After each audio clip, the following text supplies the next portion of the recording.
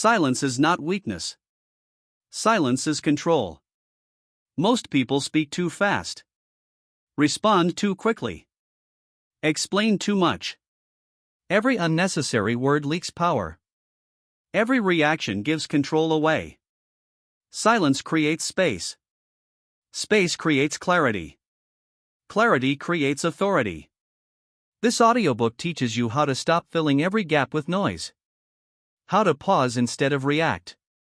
How to use silence as a deliberate tool. Silence is not absence. Silence is strength. Most people explain themselves too much. They explain decisions. They explain intentions. They explain feelings.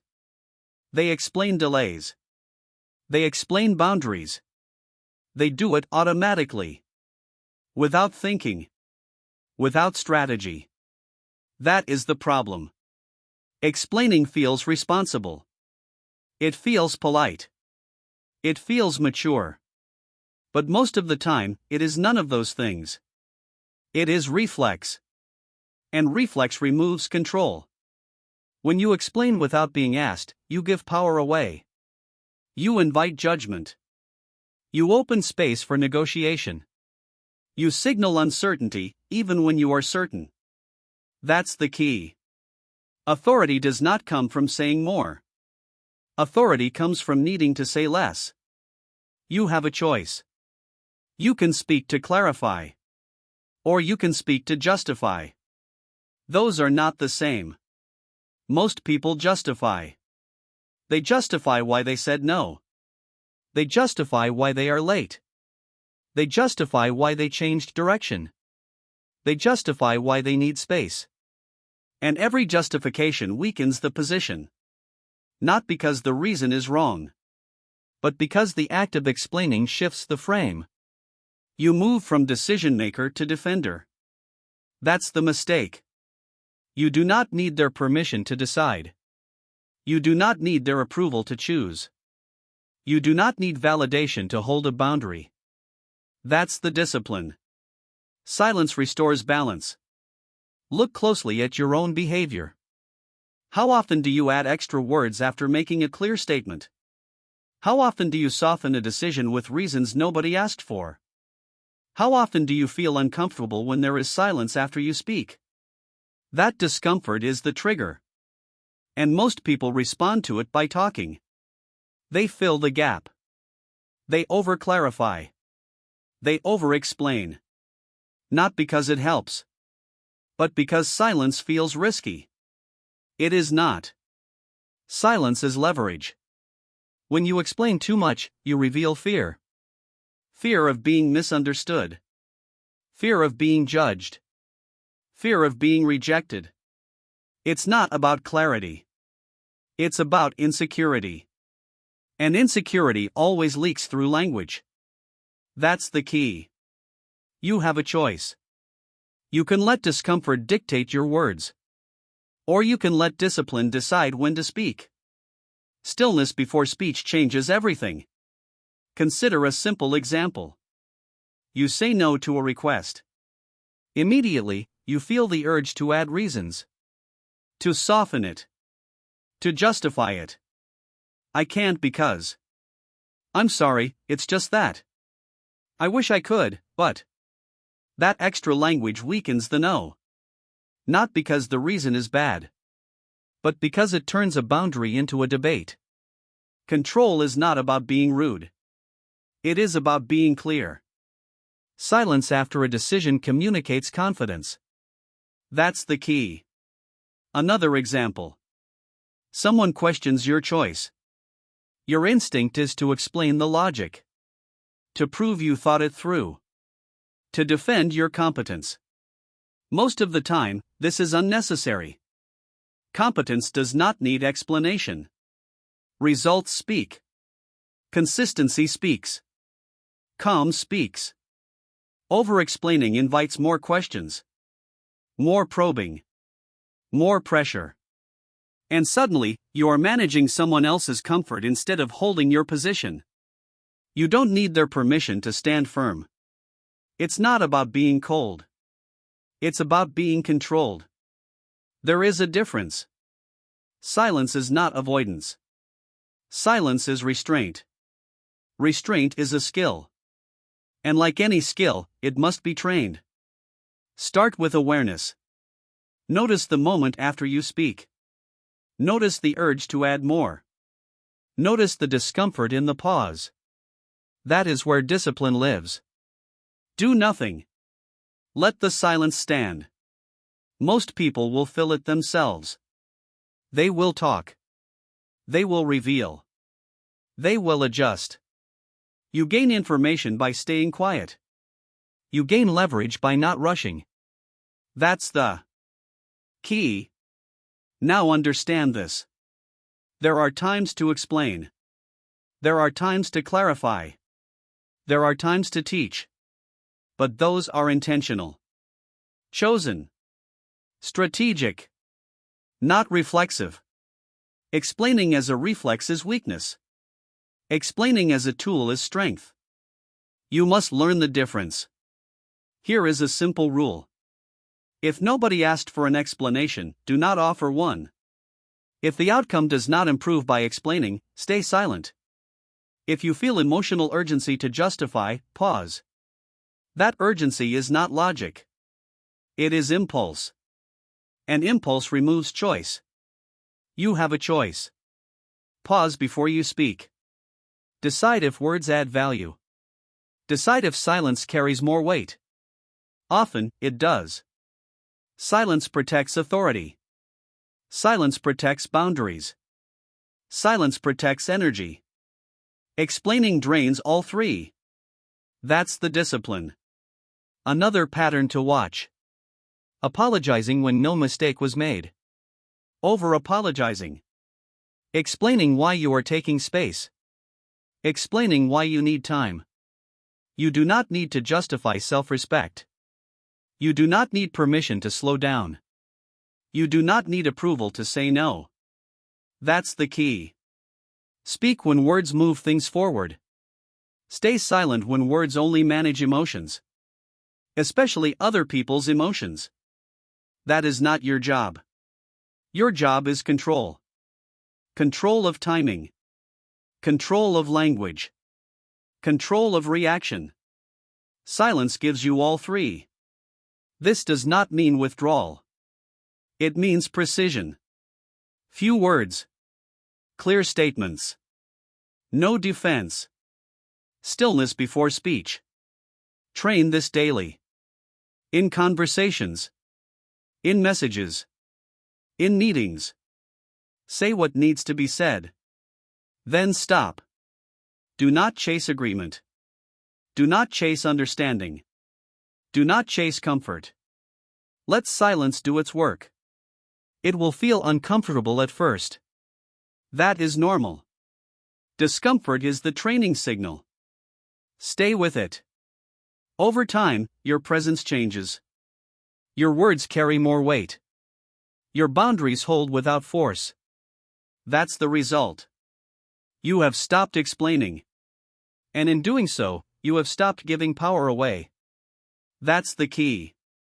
You learned how unnecessary explanation weakens authority.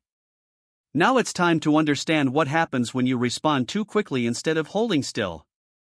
Most people respond too fast. They answer immediately. They react instantly. They fill every gap. Speed feels competent. Speed feels engaged. Speed feels necessary. It is not. Speed removes control. When you respond without pause, you surrender choice. You let emotion decide. You let pressure set the pace. That's the key. Silence before response is not hesitation. It is positioning. You have a choice. Between stimulus and response, there is a moment. Most people ignore it. They rush through. That moment is where discipline lives. A message arrives. You feel urgency. Your fingers move before your mind does. That is impulse. Impulse feels efficient. Impulse feels productive. Impulse creates mistakes. You respond before thinking. You commit before evaluating. You explain before deciding. And then you spend time fixing what speed broke. Stillness prevents this. You don't need their permission to pause. You don't need approval to take time. You don't need to respond on someone else's schedule. That's the discipline. Look at your patterns. How often do you reply just to clear a notification? How often do you answer questions immediately to avoid discomfort? How often do you speak before fully understanding what was said? That is not responsiveness. That is reactivity. And reactivity always costs more later. Silence before response changes the power dynamic. When you pause, you slow the interaction. You regain timing. You observe instead of reacting. That's the key. Consider a simple situation. Someone sends a message with urgency. Capital letters. Short sentences. Pressure. Most people respond right away. They match the pace. They absorb the stress. That is a mistake. Urgency is contagious. But it is rarely accurate. Pause. Read the message. Do nothing. Let the nervous system settle. Let emotion pass. Then decide. Often, the problem solves itself. Often, clarity appears. Often, the other person adjusts. Silence filters noise. You are not being unresponsive. You are being deliberate. That's the difference. Another situation. Someone challenges you verbally. A comment. A criticism. A provocation.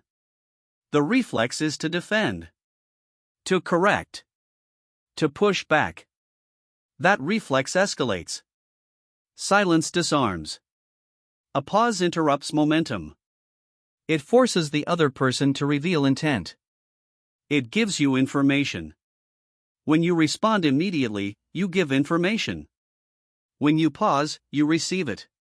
That's leverage. You have a choice. Respond from emotion. Or respond from control. Control requires time. Even seconds. A 3-second pause changes tone.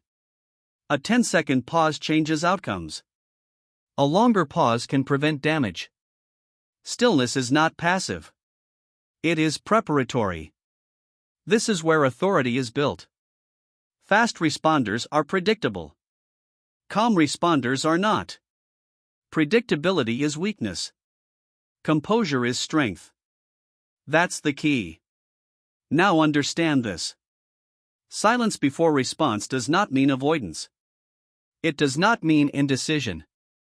It means you choose timing instead of being dragged by it.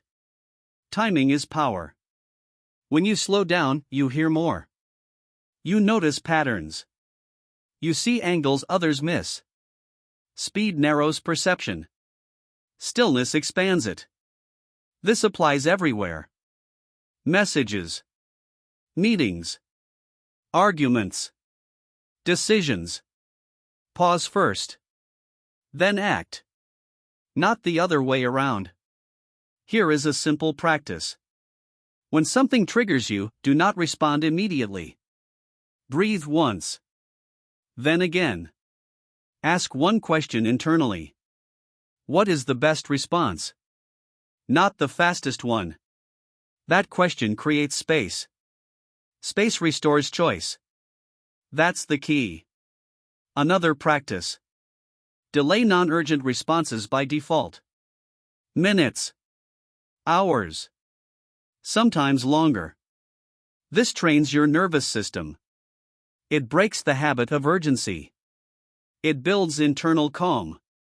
You don't need to explain the delay. You don't need to justify it. You don't need their permission. Over time, people adjust to your pace. They respect it. They mirror it. Silence trains others how to treat you. Fast responses train people to expect access. Measured responses set boundaries. Boundaries protect energy. Energy protects clarity. That's discipline. Notice how leaders operate. They listen fully. They pause. They respond precisely. They do not rush. They do not fill silence. Silence works for them. It can work for you. But only if you stop fearing it. Silence after a question is pressure. Silence after a statement is confidence. Silence before response is control. That's the key. This will feel uncomfortable at first. That is normal. Discomfort is the training signal. Your mind will want to move.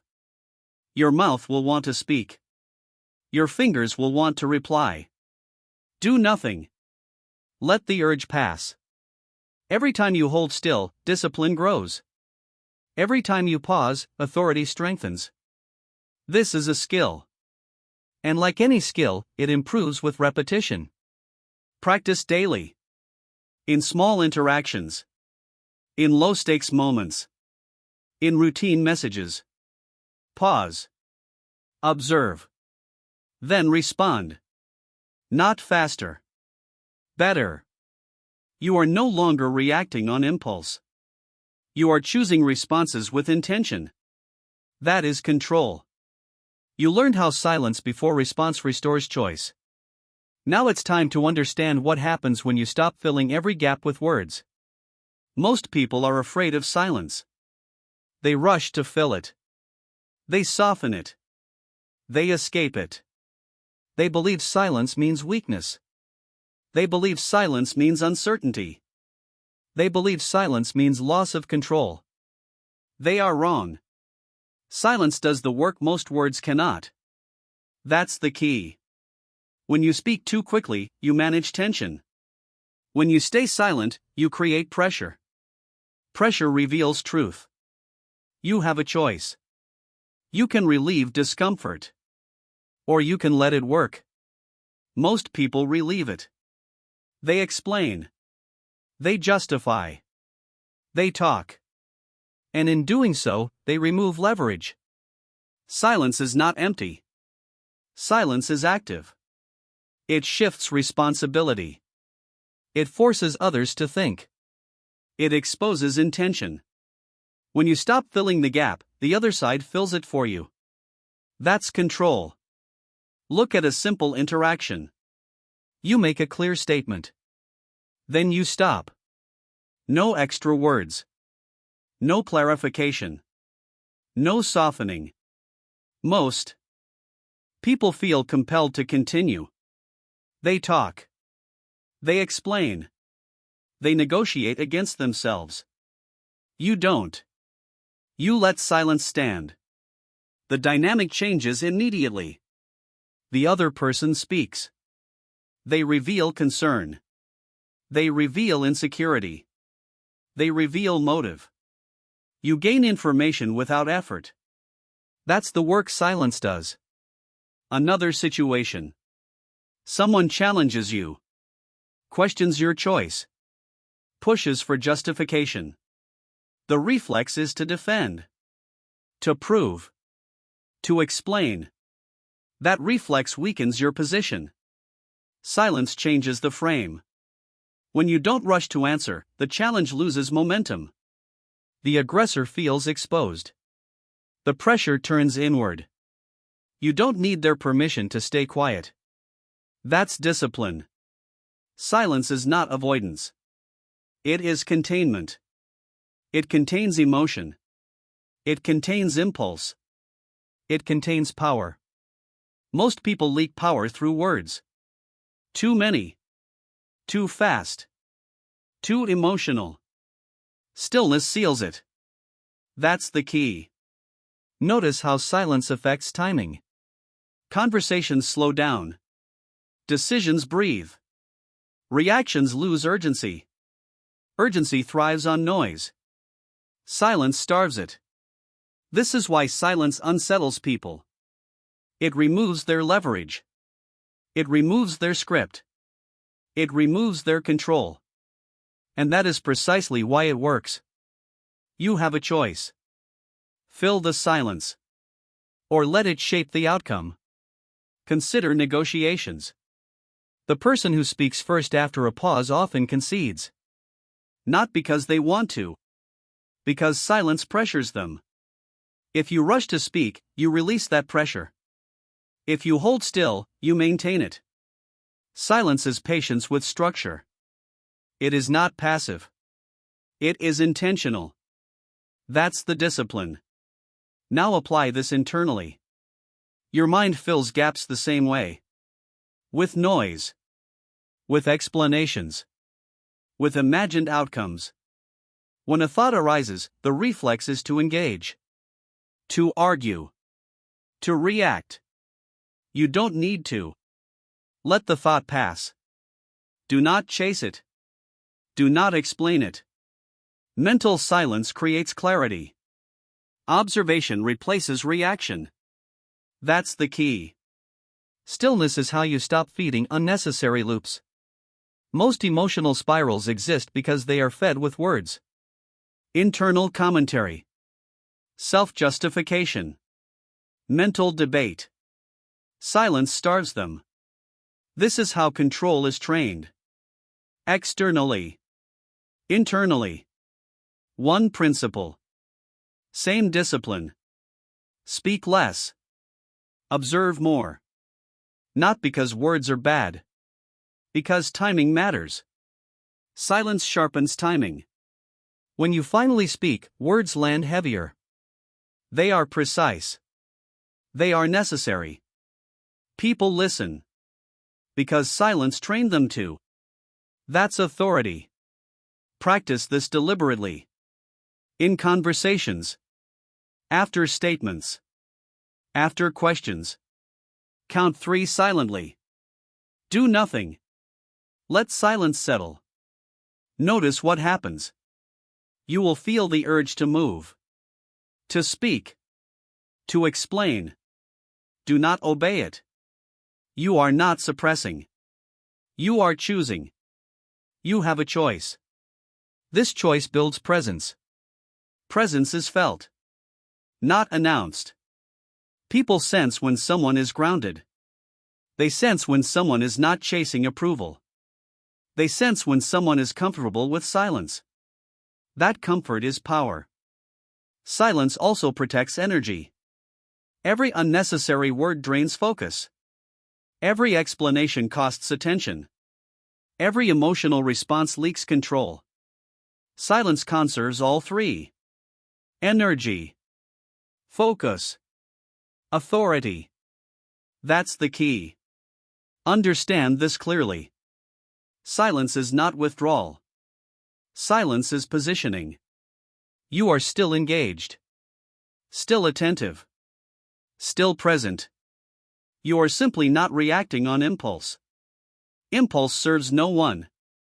Control serves you. This will feel unnatural at first. That is expected. Your nervous system is trained for speed. For noise. For response. You are retraining it. Stillness is the training environment. The more you practice, the calmer interactions become. The fewer words you need. The less you are pulled into unnecessary exchanges. Life simplifies. Because you stopped doing extra work. Silence did it for you. You learned how silence applies pressure and reveals truth. Now it's time to understand what happens when you stop reacting emotionally and start responding with restraint. Emotions move fast. They rise. They push. They demand expression. Most people obey. They speak while emotional. They act while charged. They decide while unstable. That is where control is lost. Emotion is not the problem. Expression without restraint is. That's the key. You have a choice. You can feel without reacting. You can experience without expressing. You can observe without acting. Most people never learn this separation. They believe feeling requires action. It does not. Control begins when emotion is contained before it becomes behavior. Look at your own patterns. When you feel anger, do you speak faster? When you feel anxiety, do you explain more? When you feel insecurity, do you justify yourself? That is emotion driving action. And emotion is a poor strategist. Emotions are temporary. Consequences are not. Stillness creates distance. Distance creates clarity. That's the discipline. Consider a common situation. Someone criticizes you. Even mildly. You feel heat. Your body tightens. Your mind prepares defense. The reflex is to respond immediately. To correct. To explain. To push back. That reflex escalates. If you pause instead, something different happens. The emotion peaks. Then it fades. And when it fades, you regain choice. You don't need their permission to wait. You don't need approval to stay silent. You don't need to react to be respected. That's the key. Emotion wants speed. Control wants space. Space always wins. Another situation. You feel frustration. Plans fall apart. Delays appear. Things don't move as expected. The emotional response is complaint. Blame. Mental noise. None of that fixes the problem. Restraint does. When you hold still, frustration becomes information. Information leads to adjustment. Adjustment leads to progress. It's not about denying emotion. It's about deciding who leads. Emotion or discipline. That's the choice. Most people hand leadership to emotion automatically. They let it speak first. They let it move the body. They let it shape decisions. And then they wonder why outcomes repeat. Control reverses this order. Emotion is noticed. Then paused. Then evaluated. Action comes last. That sequence changes everything. Stillness before expression is a skill. And it must be trained. Start small. When you feel something strong, do nothing. Do not speak. Do not message. Do not decide. Let the feeling exist without feeding it. You are not suppressing. You are containing. Containment is strength. That's the key. Notice how emotion behaves when ignored. It loses urgency. It loses intensity. It passes. Most emotions want reaction. When they don't get it, they dissolve. This applies internally too. When your mind spins stories, replays conversations, imagines outcomes, silence stops the loop. Observation replaces narration. You don't need to explain your feelings to yourself either. Let them pass. Stillness is not weakness. It is command. Emotion expressed without control leaks power. Emotion observed without reaction builds authority. That authority is internal first. You become harder to provoke. Harder to rush. Harder to destabilize. That is the advantage. This does not make you cold. It makes you precise. When you do speak, it is intentional. When you do act, it is aligned. When you do decide, it is clean. That's discipline. Practice this daily. In conversations. In messages. In moments of stress. Feel first. Pause second. Act last. Not because emotion is wrong, but because timing matters. You have a choice. Emotion can knock. It does not get to enter without permission. That's the key. You learned how restraint over emotion restores control. Now it's time to understand how discipline replaces urgency and stabilizes your actions. Most people move too fast. They rush decisions. They accelerate conversations. They treat urgency as truth. Speed feels powerful. Speed feels productive. It is not. Speed hides mistakes. Speed amplifies emotion. Speed removes choice. That's the key. Control does not live in acceleration. Control lives in pacing. You have a choice. You can move at the speed of pressure. Or you can move at the speed of clarity.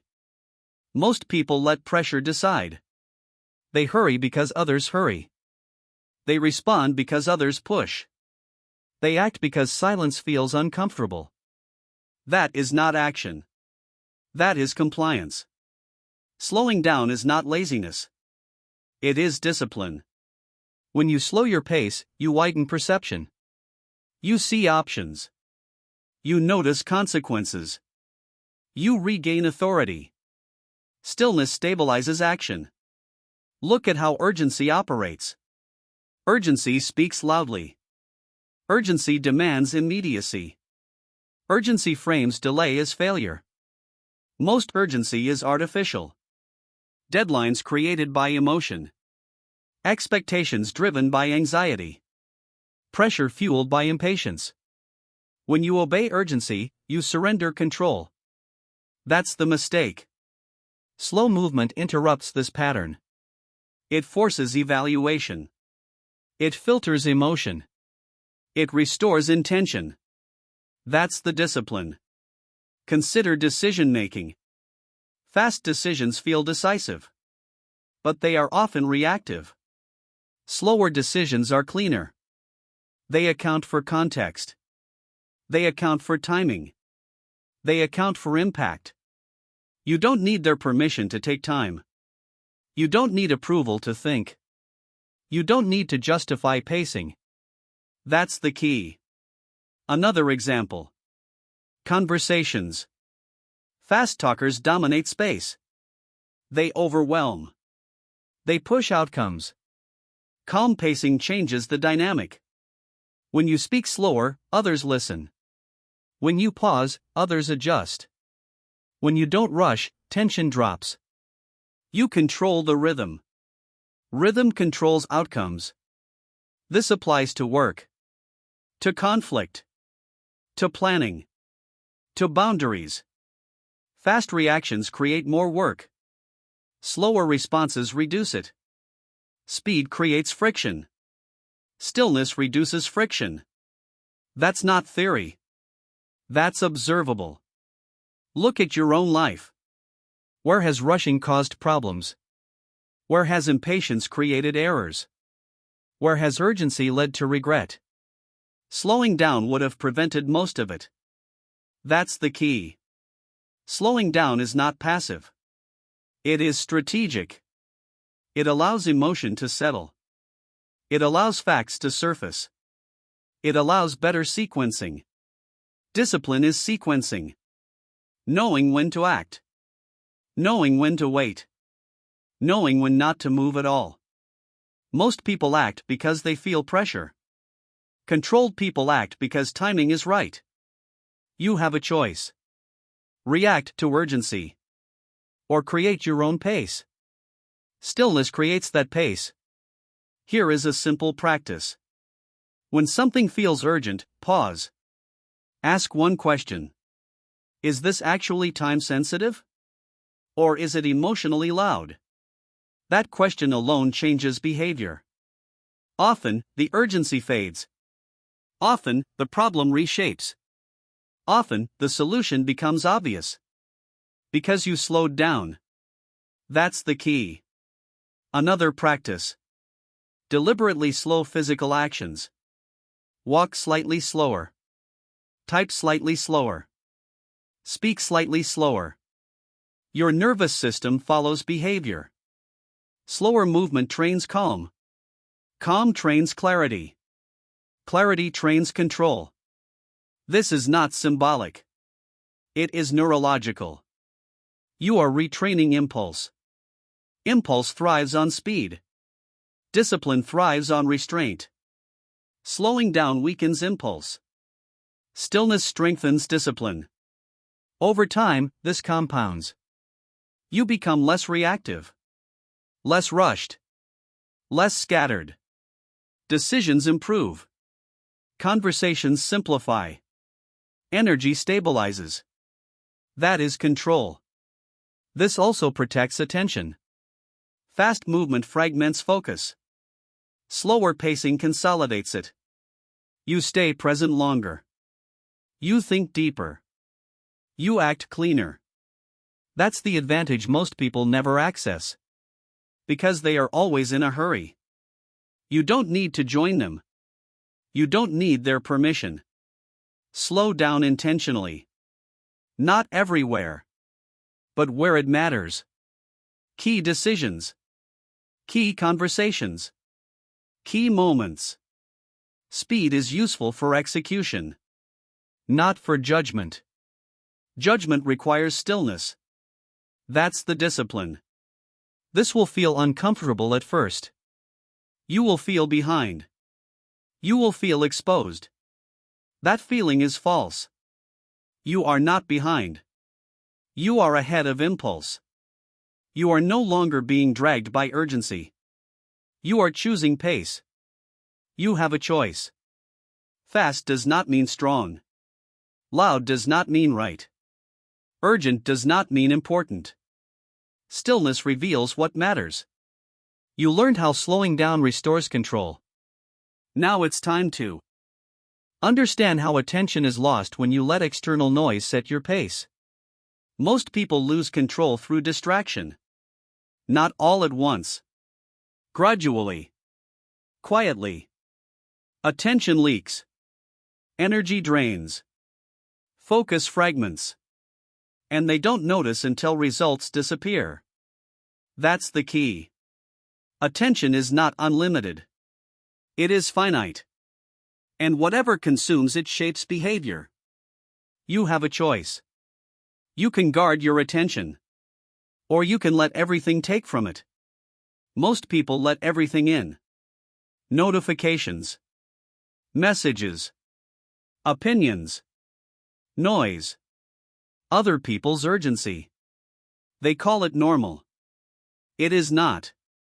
It is surrender. Attention is the gate. If you don't guard it, nothing else holds. Discipline begins here. Look at how your attention is pulled. A message arrives. You stop what you're doing.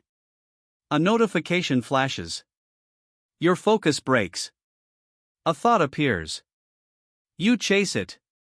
Each interruption feels small.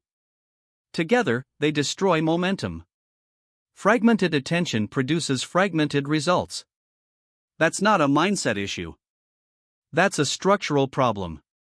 Stillness protects structure. You don't need their permission to be unavailable. You don't need approval to delay response. You don't need validation to protect focus. That's the discipline. Most distractions disguise themselves as importance.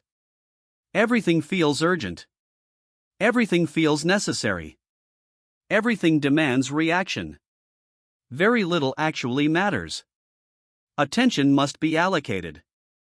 Not donated. That's the key. When you allow constant interruption, you train your mind to stay shallow. It never settles. It never goes deep. It never completes. Completion requires protection. Guarding attention means saying no. Often silently. Often repeatedly. Not because you are unavailable, but because you are deliberate. Consider your environment. Your phone is not neutral. Your apps are not neutral. Your feeds are not neutral. They are designed to pull, to interrupt, to fragment. If you don't control access, they control you. That's not opinion. That's mechanics. Stillness breaks the loop. Guarding attention starts externally. Silence notifications. Limit inputs. Create blocks of uninterrupted time. Not someday. Now. This is not extreme. This is functional. Most people confuse availability with value. They believe being reachable equals being relevant. It does not. Relevance comes from output. Output requires focus. Focus requires protection. That's the chain. Internally, the same rule applies. Your thoughts interrupt just as aggressively. Worries. Imagined conversations. Future scenarios. If you engage every thought, attention never stabilizes. Observation replaces engagement. Let the thought appear. Do nothing. Return to the task. That is discipline. You are not fighting distraction.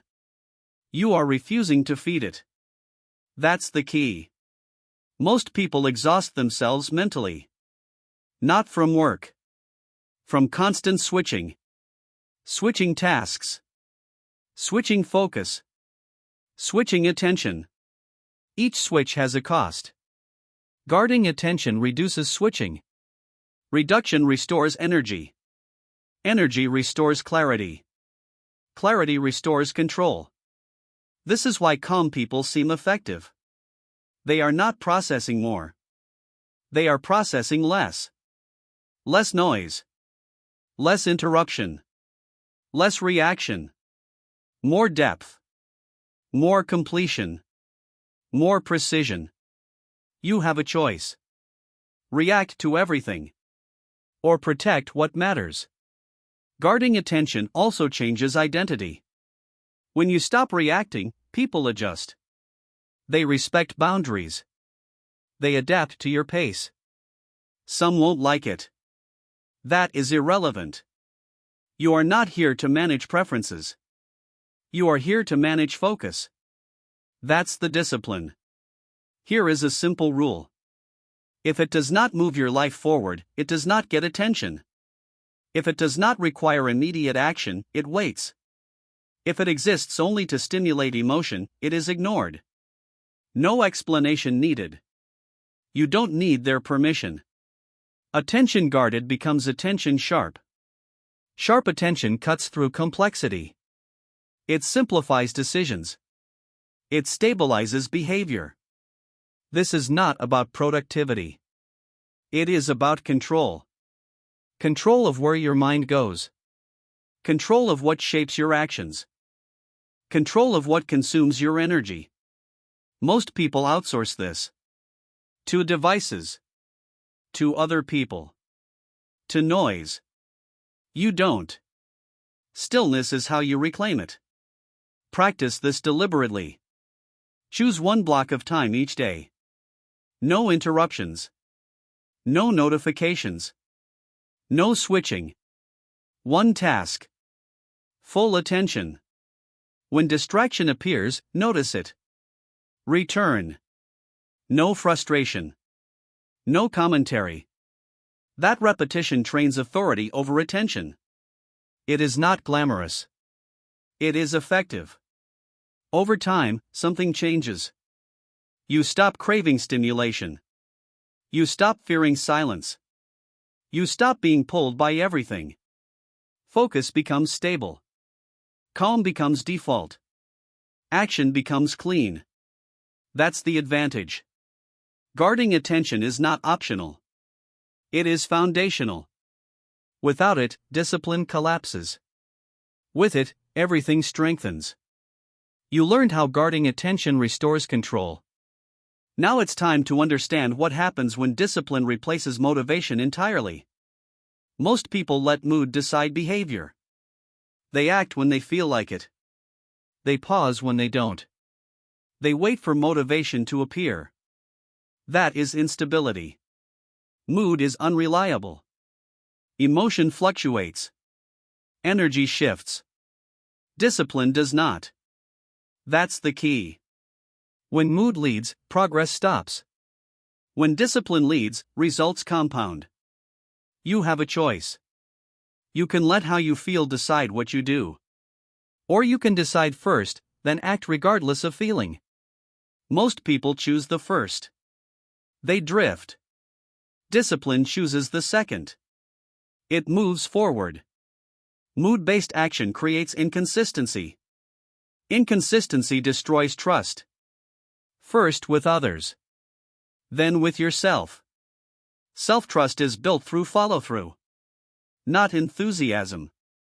Stillness removes the emotional vote. You do not ask how you feel. You execute what was decided. That is control. Look at your own patterns. On good days, you act. On bad days, you hesitate. On tired days, you postpone. That pattern creates a fragile life. A disciplined life is stable. The work gets done. The habit is followed. The boundary holds.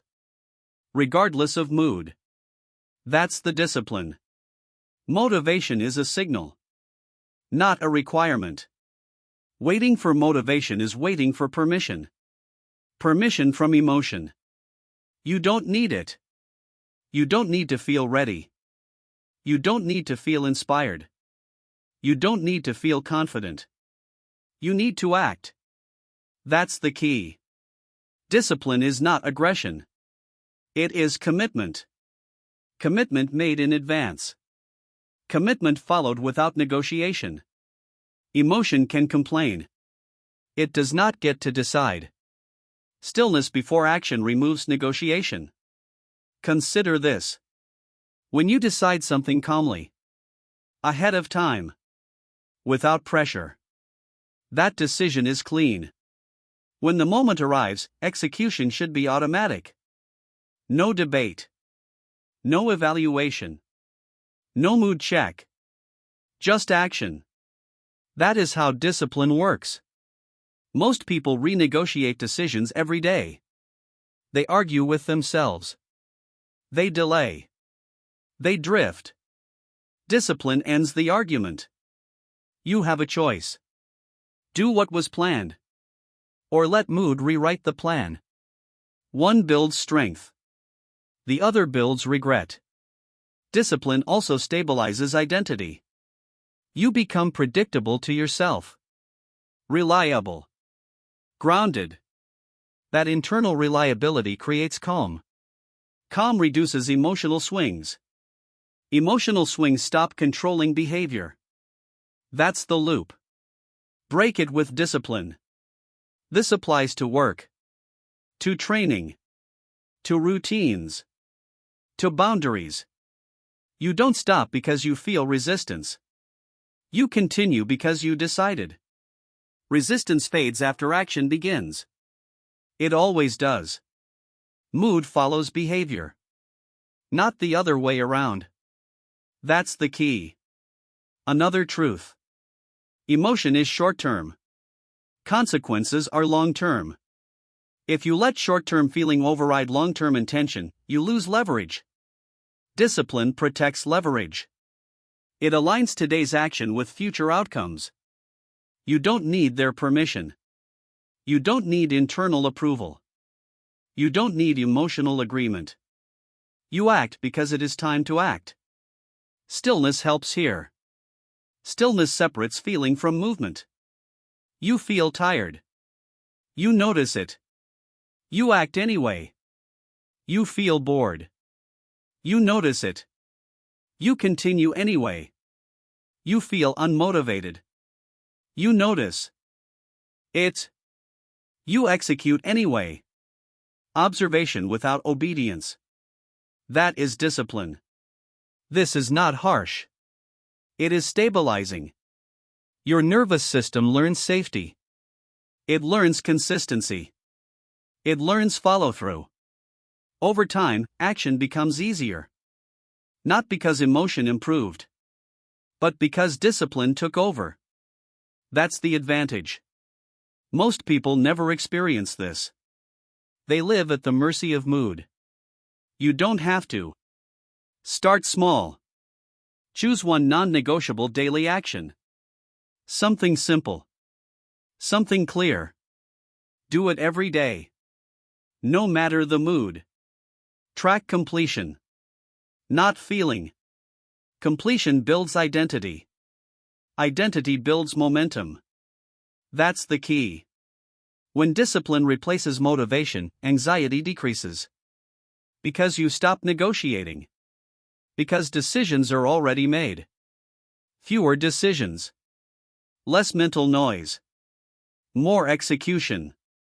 Stillness supports this. No internal debate. No emotional argument. Just action. This is how control becomes natural. You learned how discipline replaces mood as the driver. Now it's time to understand how consistency, not intensity, shapes long-term control. Most people confuse intensity with progress. They push hard. They surge. They burn bright. Then they stop. Intensity feels impressive. It feels serious. It feels like commitment. It is not. Consistency is. That's the key. Intensity spikes. Consistency compounds. You have a choice. You can rely on bursts of effort. Or you can rely on repeatable action. Most people choose bursts. They exhaust themselves. They reset. They start again. That cycle wastes time. Consistency builds without drama. Small actions. Repeated daily. Without negotiation. That is how control is formed. Look at the pattern. Someone works intensely for a week. Then disappears. They miss days. They lose rhythm. They restart with frustration. This is not failure. It is poor structure. Intensity depends on mood. Consistency depends on decision. Discipline chooses consistency. That's the difference. Stillness supports consistency. When action is calm, it is sustainable. When effort is controlled, it can be repeated. Intensity demands emotion. Consistency demands restraint. Restraint wins long term. That's the key. Consistency also protects energy. You don't need heroic effort every day. You need reliable effort. Effort that fits your life. Effort that survives bad days. Effort that continues when emotion drops. That is real discipline. Look at results that last. They come from routines. From habits. From steady application. Not from occasional extremes. Extreme effort creates recovery debt. Recovery debt creates inconsistency. Inconsistency erodes trust. Trust erosion weakens identity. Consistency rebuilds all of it. You have a choice. Do a little. Every day. Or do a lot. Occasionally. One builds momentum. The other builds frustration. That's the key. Consistency also removes pressure.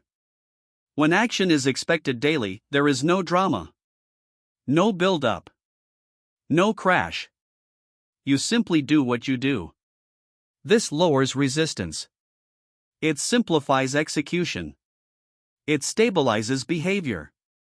Stillness makes repetition possible. When the mind is calm, routine holds. When the mind is noisy, routine breaks. That's why guarding attention matters. That's why discipline over mood matters. Everything connects. Consistency is the proof. Another truth. Intensity hides avoidance.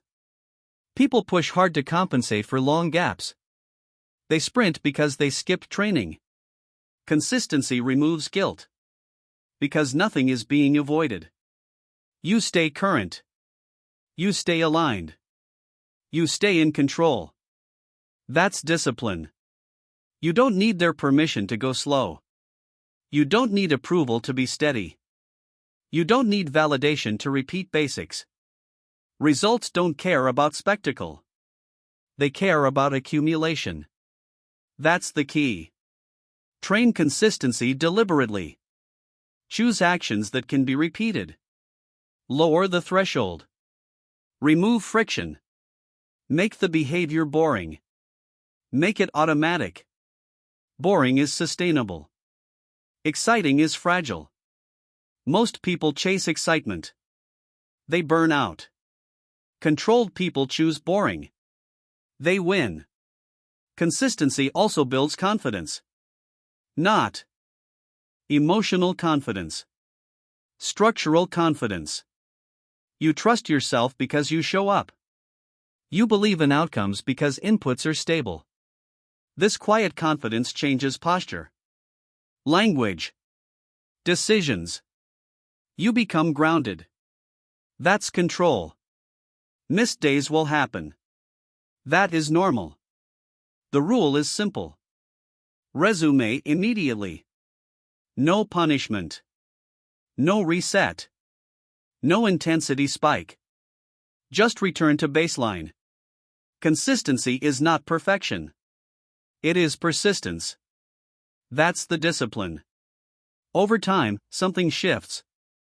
The action feels lighter. The resistance fades. The habit locks in. Not because motivation improved. Because repetition trained behavior. This is how identity changes. You stop being someone who tries. You become someone who does. You learned how consistency outperforms intensity. Now it's time to understand how simplicity protects control and prevents overload. Most people lose control through excess. Too many goals. Too many commitments. Too many inputs. They add. They pile on. They overwhelm themselves. Then they wonder why focus disappears. That's the key. Complexity is not strength. Simplicity is. You have a choice. You can keep adding. Or you can start removing. Control is regained through reduction. Look at your life. How many tasks compete for attention? How many responsibilities dilute effort? How many distractions demand energy? Most of them do not matter. They create noise. They fragment focus. They drain discipline. Stillness reveals what is unnecessary. When everything is important, nothing is. That's the problem. Reduction restores hierarchy. You decide what matters. Everything else steps back. This is not minimalism as style. It is minimalism as control. Excess creates decision fatigue. Decision fatigue weakens discipline. Weak discipline creates reaction. Reaction removes choice. That's the chain. You break it by reducing. You don't need their permission to simplify. You don't need approval to say no. You don't need validation to step back. That's the discipline. Consider commitments. Every yes costs something. Time. Energy. Attention. Most people say yes to avoid discomfort. They overextend. They resent it later. Control requires selective commitment. Say yes only where it compounds. Say no everywhere else. Silence is often the cleanest no. That's the key. Reduction also applies internally. Too many thoughts. Too many plans. Too many scenarios. Mental clutter creates emotional noise. When the mind holds too much, it loses clarity. Stillness clears space. You don't need to solve everything at once. You don't need to plan everything today. Focus on the next correct action. Ignore the rest. That is discipline. Another area. Information intake. News. Feeds. Opinions. Content. Most of it is irrelevant. Much of it is destabilizing. Consuming without intention weakens attention. Reduce inputs. Increase depth. Less information. More integration. That's control. People who seem calm are not processing more. They are processing less. They filter aggressively. They protect attention. They simplify decisions. You can do the same. Start with subtraction. Remove one unnecessary commitment. Remove one distraction. Remove one habit that drains energy. Do not replace it. Let the space exist. Space restores clarity. Clarity restores choice. That's the key. Reduction also stabilizes routines. Fewer habits are easier to maintain. Fewer goals are easier to execute. Fewer priorities are easier to protect. Discipline thrives in simplicity. Complex systems break under stress. Simple systems hold. This is why stillness matters. Stillness allows you to see what can be removed. Noise hides it. When life feels chaotic, the solution is rarely addition. It is almost always subtraction. You have a choice. Add more effort. Or remove interference. One exhausts.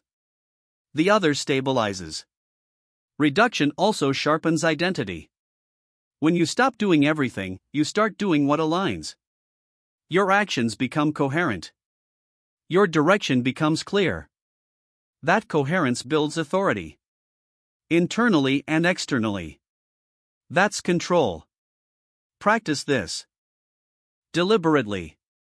At the end of each day, ask one question. What did not matter today? Then stop engaging with it tomorrow. No explanation. No justification. You don't need their permission. This discipline compounds quickly. Within weeks, attention stabilizes. Energy returns. Decisions simplify. You stop reacting because there is less to react to. That's the advantage. You learned how reduction restores control.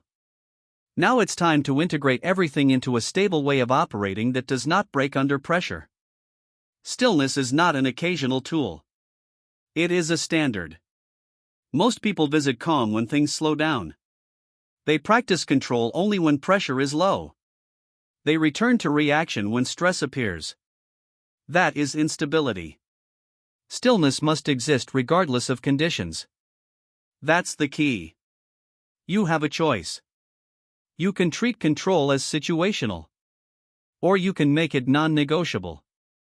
Stillness as a daily standard changes everything. When stillness is conditional, discipline collapses under pressure. When stillness is consistent, pressure loses power. This is the final shift. Stillness is not something you add. It is something you operate from. It governs pace. It governs speech. It governs decisions. Not occasionally. Always. Look at how most people live. Calm when comfortable. Reactive when challenged. Focused when inspired. Scattered when tired. That pattern creates a fragile identity. Stillness as a standard creates a stable one. You act the same way. In silence. In conflict. In pressure. In uncertainty. That consistency is authority. That's the key. Stillness does not mean inactivity. It means measured action. You still move. You still decide. You still speak. But nothing happens without pause. Pause before response. Pause before commitment. Pause before escalation. That pause is discipline. It separates impulse from action. It separates emotion from decision. It separates noise from signal. You have trained this throughout the book. Now it becomes automatic. You no longer ask if you should slow down. You do. You no longer debate whether to react. You don't. You no longer negotiate with urgency. You let it pass. That is mastery. Stillness also protects identity. You stop defining yourself by reaction. You stop being shaped by environment. You stop being pulled by pressure. You become internally referenced. Your behavior comes from decision, not stimulation. That's control. This does not make life passive. It makes it precise. Fewer words. Cleaner actions. Stronger boundaries. People feel it. They sense stability. They sense certainty. They sense restraint. Not because you explain it. Because you live it. That's the result. Stillness also creates resilience. When stress appears, nothing changes. When plans break, you adjust without drama. When criticism arrives, you evaluate without emotion. You are not unmoved. You are unshaken. That distinction matters. Stillness allows you to feel without being moved. To hear without obeying. To see without reacting. That is the advantage most people never develop. Because they are always in motion. Always responding. Always managing noise. You are not. You have a choice. Every day, you choose whether stillness is optional. Or whether it is the baseline. Make it the baseline. This requires commitment. Not intensity. Not effort. Commitment. Commitment to pause. Commitment to restraint. Commitment to clarity. Daily. Not when convenient. Not when calm. Always. This is not a personality trait. It is a practiced behavior. And behavior changes identity. Over time, something irreversible happens. Reaction weakens. Impulse loses urgency. Emotion no longer dictates movement. You respond when it adds value. You stay silent when it doesn't. You move when timing is right. That's discipline. You don't need their permission. You don't need external validation. You don't need emotional agreement. Stillness is internal authority. It answers to nothing else. This is how control becomes natural. Not forced. Not rigid. Natural. Because the system is simple. Pause. Observe. Decide. Act. In that order. Every time. No exceptions. That's the key. Pressure will test this. Noise will challenge it. Emotion will try to reclaim control. Let it try. Stillness holds. You are not trying to be calm. You are operating calmly. There is a difference. Calm as effort fails. Calm as standard endures. That is the final discipline. From here forward, there is nothing new to add. Nothing to chase. Nothing to prove. Only execution. You live slower. You speak less. You act cleaner. Results follow. Not because you pushed harder, but because you stopped leaking control. This is your challenge. For the next 30 days, make stillness non-negotiable. Pause before every response. Delay unnecessary reactions. Speak only when words add value. Move only with intention. No announcements. No explanations. Just action. This is how the quiet mind wins. You now understand the skill. You have trained the discipline. The rest is repetition. Stillness is no longer something you visit. It is how you live. Silence is not about withdrawal. It is about control. You have learned that words are not neutral. Reactions are not harmless. Speed is not strength. Every pause restores choice. Every restrained response builds authority. You do not need to explain yourself. You do not need to react. You do not need to fill every gap. Silence is a skill. And skills are trained. From this moment forward, slow your responses. Reduce your words. Let others reveal themselves while you remain steady. Use silence deliberately. Use it daily. Use it without apology. Silence is strength. And now, it belongs to you.